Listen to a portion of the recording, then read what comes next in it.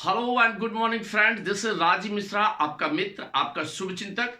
एक बार फिर आपसे रूबरू हूं और आज मैं आपको बताना चाहता हूं ग्राम रोजगार सहायक के बारे में थोड़ी सी चर्चा करेंगे। एक्चुअली ग्राम रोजगार सहायक आजकल हड़ताल पर हैं। लगभग पिछले 25-30 दिन से वो लोग काम पर नहीं आ रहे हैं, जिससे बहुत सारे कामों में, विकास में, प्रगति में बाधा आ रही है।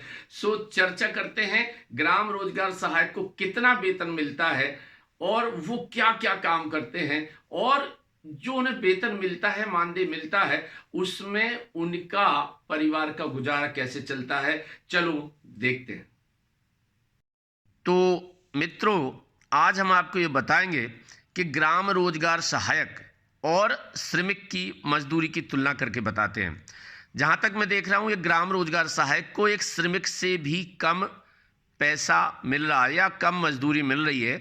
मतलब ग्राम रोजगार सहायक श्रमिक से भी गया बीता मानदेय प्राप्त कर रहा है। मित्रों, ग्राम रोजगार सहायक को मासिक मानदेय 9,000 रुपये प्रतिमाह मिलता है, मतलब 300 रुपये प्रतिदिन।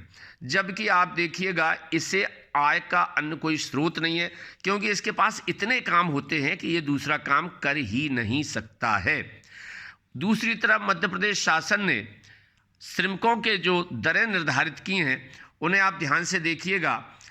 एक अकुशल श्रमिक को मध्य प्रदेश शासन 351 रुपये प्रति दिवस देता है, जबकि एक अर्धकुशल श्रमिक को मध्य प्रदेश शासन 384 रुपये प्रति दिवस देता है। अगर श्रमिक कुशल है तो उस श्रमिक को मध्य प्रदेश शासन के ही जो दरें हैं वो 437 रुपये प्रति दिवस की हैं, और अगर श्रमिक अति कुशल है तो मध्य प्रदेश शासन ने उसके रेट निर्धारित किए हैं 487 रुपये प्रति दिवस। ये तो ठीक है मित्रों। आपको ये भी बताना चाहेंगे कि ग्राम रोजगार सहायक को मनरेगा में काम करने के लिए नियुक्त किया गया है। मनरेगा में काम पर जो मजदूर लगाए जाते हैं, उन मजदूरों की देखभाल करने के लिए, उनसे काम कराने के लिए मजदूरों के ऊपर एक मजदूर प्रमुख होता है, जिसे मैट कहा जाता है। मध्य प्रदेश शासन ने मैट के जो प्रति दिवस के मजदूरी दरें निर्धारित की हैं वो है 348 रुपये, जबकि मैट के ऊपर ग्राम रोजगार सहायक जो काम करता है उसे मिलते हैं मात्र 300 रुपये प्रतिदिन। अब हम बात ये करते हैं कि जब हम अपने घर पर काम कराने के लिए, मिट्टी डलाने के लिए, मिट्टी खोदने के लिए, गड्ढा खोदने के लिए, नाली सफाई के लिए या किसी भी कार्य के लिए बाजार से मजदूर लेने जाते हैं, तो हमें कोई भी मजदूर 400 या 500 रुपये से प्रति दिवस कम में नहीं मिलता है। और ग्राम रोजगार सहायक को मिल रहे हैं 300 रुपये प्रति दिवस। काम सारा दिन, पूरे घंटे, 30 दिवस, 24 घंटे, 30 दिवस। मित्रों, अब अगर हम ये बात करें कि ग्राम रोजगार सहायक को क्या काम करने पड़ते हैं और एक श्रमिक के पास क्या क्या काम होते हैं, तो सर्वप्रथम हम ये देखते हैं कि श्रमिक के पास क्या क्या काम है। एक श्रमिक, सारे प्रकार के श्रमिक जो भी होते हैं, कुशल हों, अकुशल हों, अर्धकुशल हों या अति कुशल हों, ये सारे प्रकार के श्रमिक काम पर सुबह 9 बजे जाते हैं और शाम को ठीक 5 बजे वापस चले आते हैं। उनके ऊपर किसी भी प्रकार का मानसिक दबाव या धौंस नहीं चलती। वे अपने मन से तीज त्योहार मना पाते हैं, नाते रिश्तेदारी में आ जा पाते हैं, और सबसे महत्वपूर्ण ये है कि वे अपने परिवार को समय दे पाते हैं। जबकि सैकड़ों योजनाओं के बोझ से दबा हुआ ग्राम रोजगार सहायक न तो अपने परिवार को समय दे पाता है और ना ही तीज त्योहार मना पाता है, ना ही नाते रिश्तेदारी में आ जा पाता है, और अपने परिवार के लिए आवश्यकता पड़ने पर भी समय नहीं दे पाता। ये मजदूर देखिए आप कितना सुकून में है, और उसे ग्राम रोजगार सहायक से ज़्यादा पैसे भी मिल रहे हैं। कोई दबाव नहीं है, कोई तनाव नहीं है, कोई धौंस और दपट नहीं है। दूसरी तरफ चलते हैं ग्राम रोजगार सहायक की तरफ। अब आप देखिए, ग्राम रोजगार सहायक कितने विभागों के कितने सारे काम करता है। यहाँ हमने जो काम लिखे हैं मित्रों, मैं आपको बताना चाहूँगा कि ये काम ग्राम रोजगार सहायक जो कर रहा है ये बहुत कम है।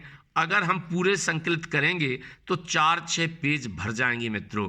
ग्राम रोजगार सहायक सबसे पहले ग्रामीण विकास विभाग के मनरेगा के समस्त काम करता है, स्वच्छ भारत मिशन के सभी काम करता है, प्रधानमंत्री आवास, पंचायत दर्पण, मुख्यमंत्री जनसेवा अभियान, ग्रामोदय से भारत उदय, अंकुर अभियान, टैक्सेशन, आधार सीडिंग, जो भी काम है बहुत सारे काम करता है।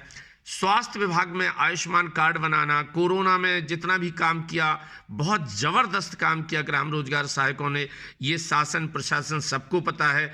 वैक्सीनेशन के काम में इन्होंने जी जान लगा के मेहनत की। सांख्यिकी विभाग में देखो, ये जन्म मृत्यु का पंजीयन का काम ऑनलाइन जो होता है वो ग्राम रोजगार सहायक ही करता है।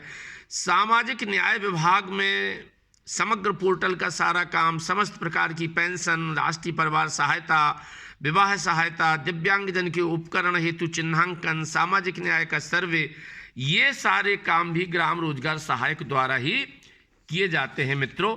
इसके अलावा भी आप देखिएगा दूसरे अन्य विभागों में, श्रम विभाग में संबल योजना का समस्त ऑनलाइन कार्य, भवन निर्माण एवं कर्मकार मंडल का कार्य, ई श्रम कार्ड पंजीयन, खाद्य विभाग में खाद्यान्न पोर्टल का समस्त काम, उज्ज्वला योजना का समस्त ऑनलाइन काम, सांख्यिकी विभाग में जन्म मृत्यु का समस्त ऑनलाइन काम, मिशन अंत्योदय का समस्त ऑनलाइन काम, आदिम जाति कल्याण विभाग में पोषण आहार योजना का समस्त कार्य, शहरी आदिवासी महिलाओं के पेंशन का समस्त ऑनलाइन काम, प्रधानमंत्री आदर्श ग्राम योजना का ऑनलाइन पूरा काम, निर्वाचन में मतदाता सूची से संबंधित समस्त ऑनलाइन कार्य, प्रधानमंत्री जनधन योजना का समस्त कार्य, आनंद विभाग का समस्त कार्य, लोक स्वास्थ्य यांत्रिकी विभाग का जल जीवन सर्वे में जो भी काम है वो ऑनलाइन करना, राजस्व विभाग में भी हेल्प करता है भू अधिकार पट्टा सर्वे में और इसके अलावा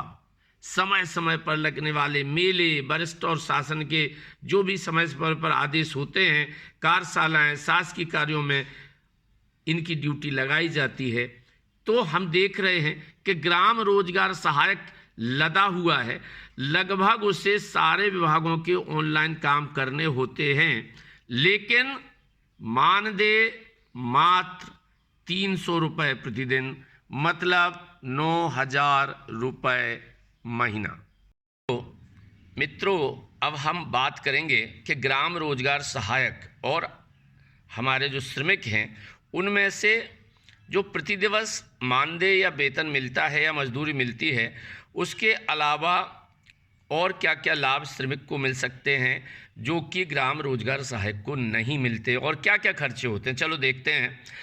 हम देखते हैं कि एक अकुशल श्रमिक को शासन द्वारा मुफ्त राशन उपलब्ध होता है, उज्ज्वला में फ्री गैस सिलेंडर मिला होता है, मुफ्त शिक्षा के लिए श्रमिक आवासीय विद्यालय होते हैं, आयुष्मान के तहत मुफ्त इलाज मिलता है, मुफ्त विवाह 49,000 रुपये का फिक्स चेक मिलता है, 16,000 रुपये प्रसूति सहायता के मिलते हैं, लाडली लक्ष्मी योजना का लाभ मिलता है, लाडली बहना योजना का लाभ मिलता है श्रमिक को, मुफ्त आवास, मुफ्त शौचालय, घर वालों को पेंशन, राष्ट्रीय परिवार सहायता, अगर किसी की मृत्यु हो जाए तो 20,000 रुपये की राष्ट्रीय परिवार सहायता, अंत्येष्टि सहायता 5,000 रुपये, मृत्यु सहायता सामान्य मृत्यु पर 2 लाख और एक्सीडेंटल डेथ पर, दुर्घटना मृत्यु पर 4 लाख रुपए का लाभ श्रमिक के परिवार या श्रमिक को मिलता है, जिससे ये लाभ मिलने से उसकी ज़िंदगी थोड़ी आसान हो जाती है।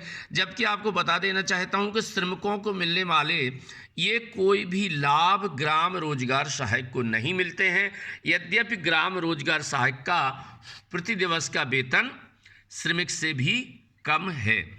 अब हम देखते हैं कि ग्राम रोजगार सहायक की क्या स्थिति है।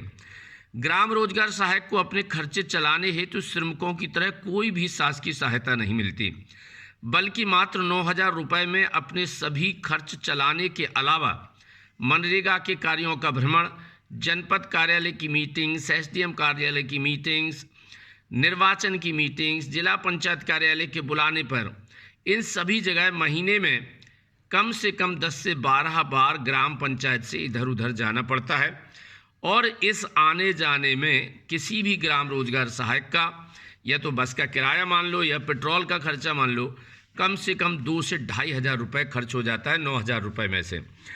ऐसे में ग्राम रोजगार सहायक अपने परिवार के खर्चे उठाने व उनका पालन पोषण करने में लगभग या तो असमर्थ हैं या बहुत ही मुश्किल से खर्च चला पाते हैं।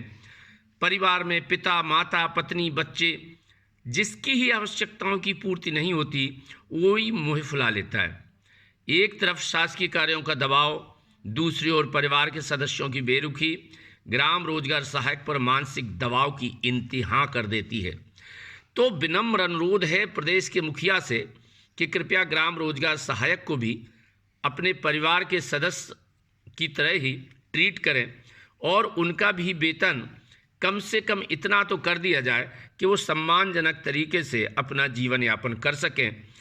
अगर ग्राम रोजगार सहायकों के मानदेय को बढ़ाने के संबंध में सरकार कुछ सकारात्मक निर्णय लेती है तो यह उनके जीवन को निश्चित रूप से सुगम बनाएगा।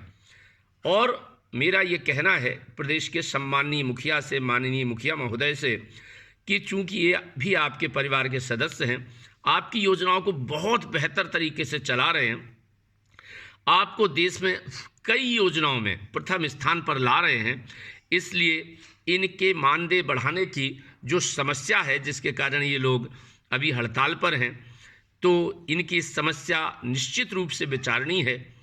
इनकी मानदेय बढ़ाने की समस्या पर निश्चित रूप से विचार होना ही चाहिए। तो मित्रों, आप लोगों ने देखा कि ग्राम रोजगार सहायक को जो मानदेय मिल रहा है वो किस हद तक ठीक है, और मेरा तो यही अनुरोध है कि ग्राम रोजगार सहायक के मानदेय में वृद्धि की जाए जिससे उनका भी जीवन यापन अच्छे ढंग से हो सके। यही मेरी विनम्र हाथ जोड़कर प्रार्थना है। सम्माननीय, माननीय जो भी इस संबंध में निर्णय लेने के लिए अधिकृत हैं उन सभी से